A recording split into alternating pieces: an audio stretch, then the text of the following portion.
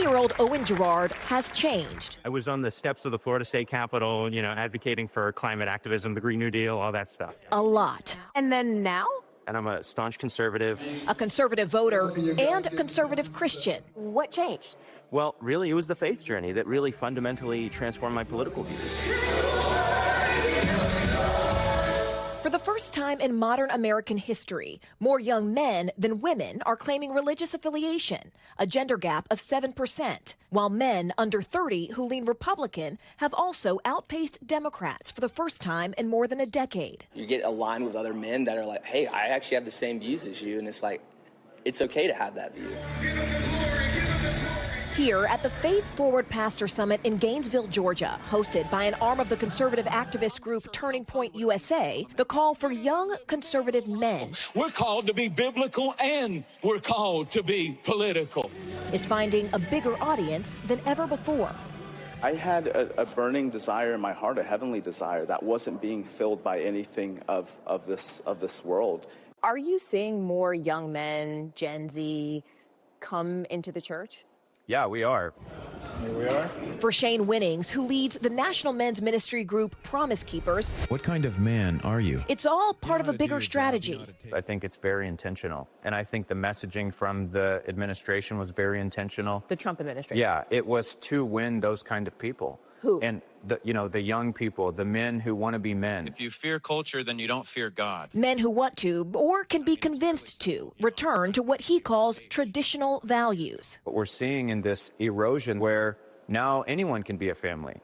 Two men can be a family and they can adopt kids, which I think is problematic. Two women could be a family, they can adopt kids. Marriage doesn't mean anything anymore. What threat is that to you if those two men love each other? Because you can point statistically to our society being eroded from within because two men automatically create an unstable household because that is not God's design for a family. And you think that hurts America? Absolutely. Which extends to policy issues that he believes are fundamentally against God. When we talk about the intertwining of faith and politics, a lot of the messaging here is about eradicating wokeness. Yeah. What does that mean? Well, I think wokeness, is really anything that comes against God's design. It's this progressive mentality. Wokeness is like DEI.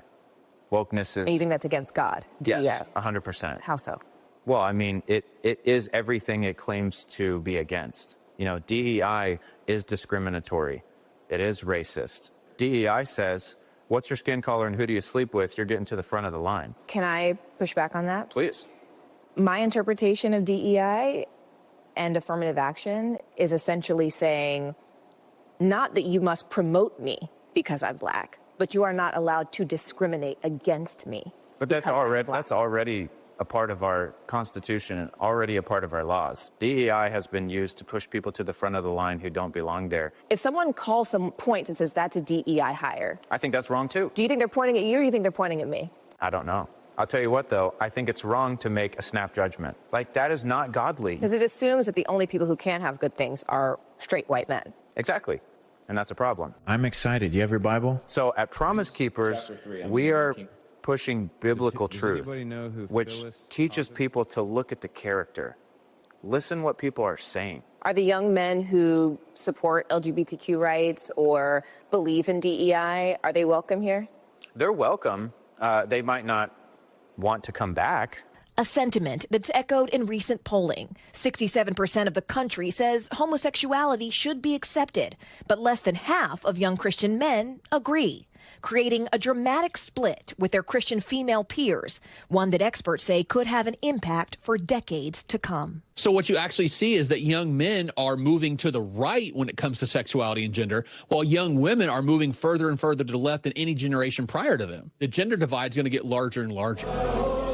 A generational shift among men who say the political right is right for them.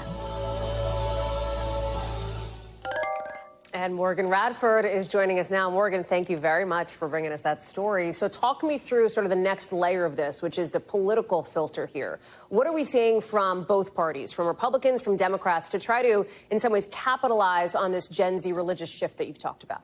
Yeah, Hallie, look, it's so interesting because, very obviously there, we're seeing conservative groups embrace this shift wholeheartedly. The event that we covered there was put on by TPUSA Faith, which is a subsidiary of Turning Point USA, and it's holding multiple events like what you just saw there each year, specifically geared towards faith community. But look, Hallie, as for Democrats, political experts that we spoke to say there is still room for them to win these young men back. Now, one option would be talking about economic issues rather than social ones, they say, because studies have shown, if you look back, even dating back to like 2016, one study showed that nearly half of men in their 30s are earning less than their fathers did at the same age. So it sort of taps into that economic anxiety. So if you're talking about income or student loan debt or inflation, all the things that, we hear day to day, those are issues where Democrats say that young men might be more persuadable, Hallie.